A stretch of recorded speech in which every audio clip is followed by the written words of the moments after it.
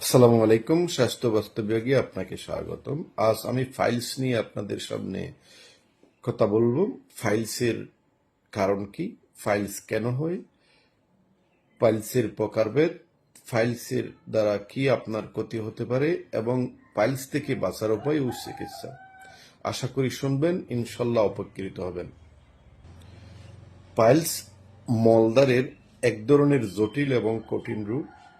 একে অনেকেই অশ্বরূপ বলে থাকে। আমাদের শরীরের রেকটামের ভিতরে এবং বাহিরে একটি রক্তশিরার জালিকা থাকে, যা প্রয়োজনীয় সংকুচন এবং প্রসারণ হয়ে থাকে, যার ফলে আমরা সহজে মল ত্যাগ করতে পারি। যখন কোনো কারণে এই রক্তশিরার জালিকায় বেশি চাপ পড়ে বা প্রদাহ সৃষ্টি হয়, তখনই আমাদের হেমোরেট হয়, অর্থাৎ রক্ত ঝরে পড়ে, যাকে ডাক্তারি ভাষায় বা চিকিৎসা বিজ্ঞানে বলে ফাইলস বা অশ্বরোগ। এই ফাইলস বা অশ্বরোগ শিশুকাল থেকে যে কোনো বয়সী রোগেরই হতে পারে। ফাইলস গঠনগত দিক দিয়ে দুই প্রকারের হয়ে থাকে। একটা হচ্ছে আভ্যন্তরীণ পাইলস আর একটা হচ্ছে বাহ্যিক পাইলস।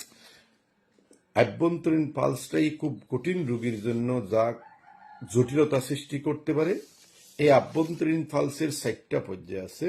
অর্থাৎ প্রথম পর্যায়ে যেটা ফাইলস, অর্থাৎ মল ত্যাগের সময় ফাইলস বের হয়ে আসে না, হয়তো একটু ব্যথা হতে পারে। দ্বিতীয় পর্যায়ে ফাইলস হয়তো ফুলে ফেঁপে বের হয়ে আসে, কিন্তু এটা আপনা আপনি মলদ্বারে ঢুকে যায়। তৃতীয় পর্যায়ে ফাইলস ফুলে বের হয়ে আসে, হেমোরেট হয়, প্রচন্ড ব্যথা হয়, কিন্তু রোগীকে বা ওই ব্যক্তিকে ঠেলে, হাত দিয়ে বা যে কোনো পর্যায়ে তাকে ঠেলে দুকে রেকটামের ভিতর প্রবেশ করিয়ে দিতে হয়।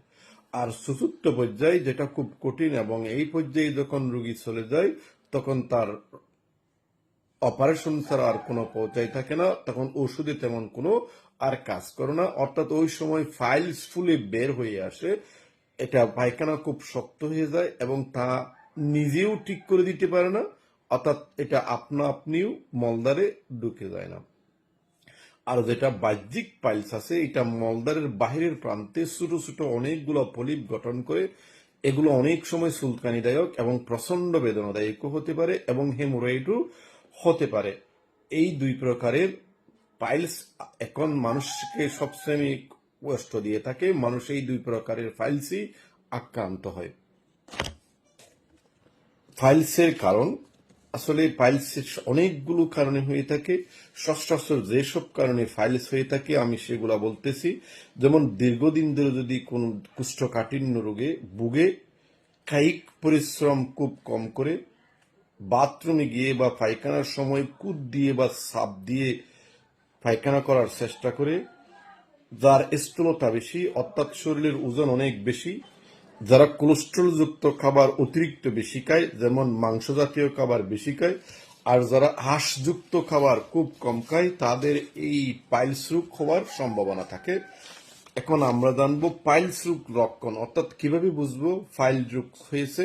লক্ষণগুলো অনেক আছে। আমি সচরাচর যে লক্ষণগুলো দ্বারা বুঝতে পারে যে পাইলস রোগ হয়েছে তা বলছি। যেমন পায়ে পথে চুলকানি হবে, পায়ে পথে ব্যথা হবে, মলত্যাগে রক্ত যাবে, মলত্যাগের সময় অনেক জ্বালাপোড়া করবে রোগী, বা পাইলস হলে রোগী সব চেয়ারে বা অন্য কোথাও সহজে বসতে পারবে না, প্রচন্ড ব্যথা হবে। পাইলস রোগের জটিলতা কি, অর্থাৎ পাইলস রোগ হলে কি কি জটিলতায় ভুগতে পারে। এই রোগীর থ্রম্বোসিস হতে পারে, অর্থাৎ রক্ত জমাটবে, যে কোনো হার্ট অ্যাটাক হতে পারে, রক্তপাতও হতে পারে, অর্থাৎ প্রচুর রক্তপাত হয়ে তার এনিমিয়া হতে পারে, দীর্ঘস্থায়ী ব্যথা হতে পারে, তার ফাইলস সহ নিম্নাঙ্গের প্রচন্ড ব্যথা হতে পারে। এটা সংক্রমিত হয়ে সেপসিস হয়ে যেতে পারে, অর্থাৎ ফাইলস সংক্রমিত হয়ে তা, যেটাকে আমরা ইনফেকশন বলে থাকি, তা সংক্রমিত হয়ে অনেক সমস্যার সৃষ্টি করতে পারে। এমনকি রেকটাল অ্যানাল ক্যানাল ক্যান্সারও হতে পারে। এর চিকিৎসা অনেক ব্যয়বহুল বা অনেক সময় সাপেক্ষ হয়ে থাকে। এটা তেমন কোনো ব্যয়বহুল চিকিৎসা নয়।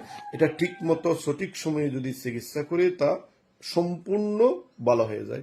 কিন্তু এটা আভ্যন্তরীণ যে এই ফাইলসটা আছে তা যদি চতুর্থ পর্যায়ে যায় তাহলে তার জন্য অপারেশন জরুরি হয়ে পড়ে।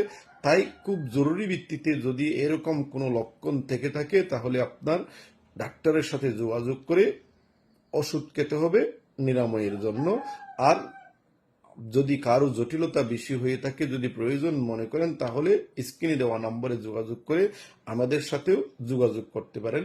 সবচেয়ে বড় বিষয়টা হচ্ছে ক্যান্সারের, এই যে আলসারের, যেটা আমরা ফাইলস বলে থাকি, এই ফাইলসের চিকিৎসার চাইতে প্রতিরোধ করাটাই উত্তম। আসুন এবার আমরা জানি আমরা কিভাবে এই ফাইলস প্রতিরোধ করতে পারবো যাতে আমাদের শরীরে এইটা না হয়। যার জন্য প্রচুর সবুজ শাকসবজি খেতে হবে, প্রচুর ফলমূল খেতে হবে, প্রচুর পানি পান করতে হবে। মল ত্যাগের সময় মল ত্যাগ শক্ত হয়, অর্থাৎ মল শক্ত হয় এমন খাবার থেকে দূরে থাকতে হবে, যেমন রংসা, যে কোনো মাংস এবং কফি জাতীয় খাবার, আর প্রচুর আঁশযুক্ত খাবার খেতে হবে।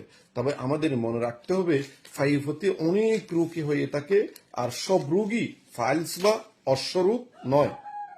যেমন ফাইভ হতে অ্যানাল প্রেশার হতে পারে, ফিস্টুলা হতে পারে, হেমোরেট হতে পারে, ফোড়া হতে পারে, রক্ত যেতে পারে, রক্ত জমাট বাঁধা হতে পারে, অ্যানাল ফলিপ হতে পারে, টিউমার হতে পারে। তাই আগে জানতে হবে কোনটা কোন রোগ। যেটা যেটা আমরা এই যে ফলিপস বা ফাইলস বলে থাকি, এই ফাইলসটাই হচ্ছে পাইপথের সবচেয়ে কঠিন এবং জটিল রোগ। মহান আল্লাহ তাআলা যেন সবাইকে এই রোগ থেকে রক্ষা করে, আমাকে সহ। আসুন, যদি এই রোগের জটিলতায় ভুগে থাকেন তাহলে স্ক্রিনে দেওয়া নম্বরে যোগাযোগ করুন। সম্মানিত বন্ধুরা, আপনারা স্বাস্থ্যবার্তার পাশে থাকুন। এরকম অনেকগুলো আপনারা স্বাস্থ্য বিষয়ক টিপস পাবেন যা আপনাদের অনেক উপকারে আসবে। আসসালামু আলাইকুম।